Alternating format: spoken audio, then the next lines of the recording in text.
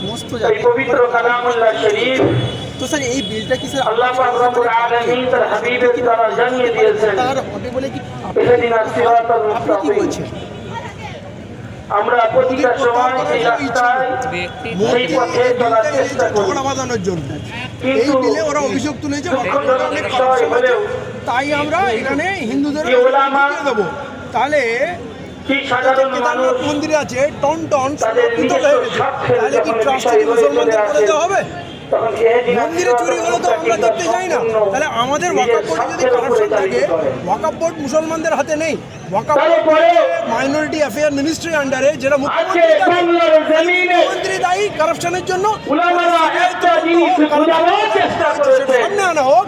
তার জন্য নয় যে হিন্দুদের সেখানে ওয়াকফ বোর্ডে ঢুকিয়ে দেবো, চিফ এক্সিকিউটিভ অফিসার হিন্দুরা হয়ে গেলে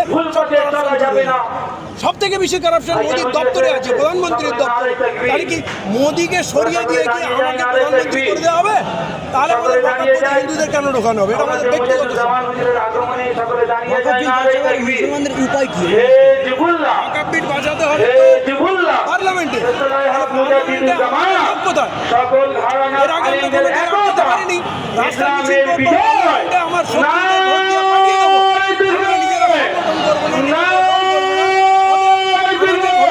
অন্ধকার।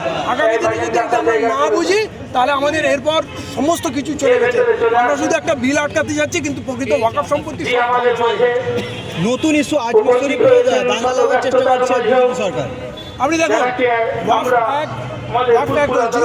রিলিজিয়াস ওয়ারশিপ অ্যাক্ট 1991 বলা হয়েছে বাবরি মসজিদ বাদ দিয়ে 1947 15 আগস্টে যে যেখানে যেমন অবস্থা ছিল মসজিদ মন্দির গুরুদুয়ারা গির্জা ওরকমই থাকবে, এমনকি তার বিরুদ্ধে আদালতে গিয়ে কোনো প্রশ্নও তোলা যাবে না। কিন্তু সেই সংবিধান সেই আইনকে না মেনে জজ সাহেবরা এই ধরনের দাবি অন্যায্য দাবিকে গ্রহণ করছে। এই জজ সাহেবদের সাসপেন্ড ডিসচার্জ করে দেওয়া উচিত, অথবা এরা আইন মানছে না, গায়ে পা তুলে দিয়ে ঝগড়া করছে। বিল আটকে আপনি মসজিদ বাঁচাতে পারবেন না, কারণ মসজিদ